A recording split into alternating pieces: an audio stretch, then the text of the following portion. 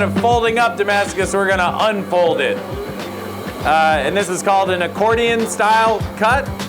And I'm gonna pass this around really quick so you guys can look at it, but be fast because I gotta throw it in the fire and actually get it hot. I've been coming to this hammering for the last 4 years since Travis and I were both on Forged in Fire. At the end of during the first episode's filming, he said, you know, if I win, I'll fly all you guys out and we can have fun at my hammering.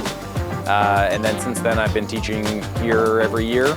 And it's nice. It's nice to get, you know, take a trip out, do some kind of educating. I feel like I have some specialized skills to offer, and I just enjoy it. It's kind of a mad scientist's lab between Travis and everyone else here. There's a ton of skill, a ton of knowledge, and a lot of technical know-how.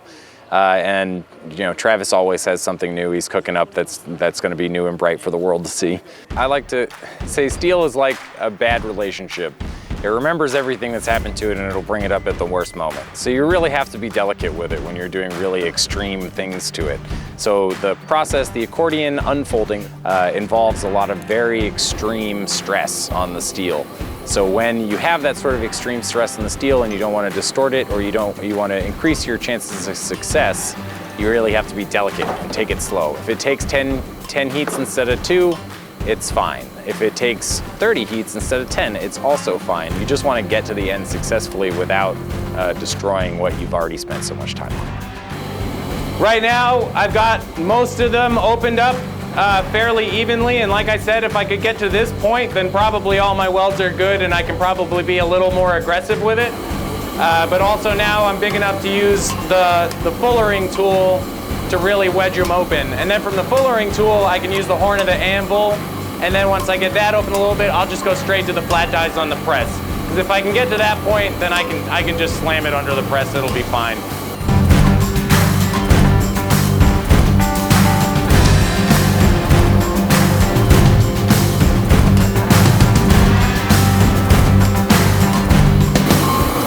Now I can actually be pretty forceful with it at this point, because we've gotten really over the hump, so to speak.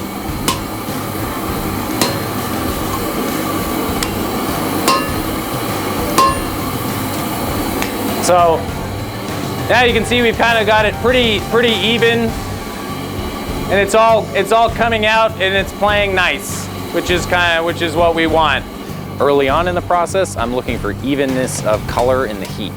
Because if you have something that is not fully welded or is a suspect weld, it'll show up in the bar as different colors of heat. You'll get a dark line, and one piece will be really bright and the other piece will be a little cooler, and you can tell that those aren't welded because there's an uneven transfer of heat. And that would basically spell a failure for right in the beginning of the process. So you're constantly checking, you know, each individual small detail as you go through to make sure that you're maintaining your goal.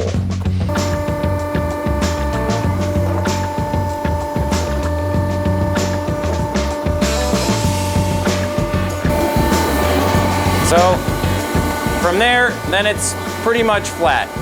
I like the blacksmithing part a lot, and in the knife making world, bladesmithing world, there's like notorious discrimination between blacksmiths and bladesmiths, in that bladesmiths don't really know any blacksmithing because all we do is make tapers and flat bars, and blacksmiths don't know anything about metallurgy.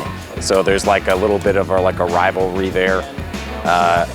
So I like to be able to take more blacksmithing knowledge into the bladesmithing world and kind of disseminate it for people to become better blacksmiths and overall better makers.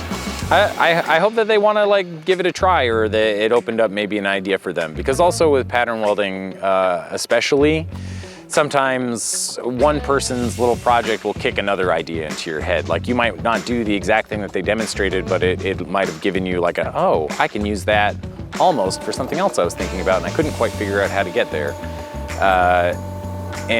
Or even if they just go home and try it. One way or the other, I hope that they, give it a shot, because a lot of these things, like I went out there and I did it successfully in front of a bunch of people, but I also failed before I was able to make an assembly that would hold up to that kind of stress. So I hope that they go home and they try it, and if they fail, I hope they try again until they get it.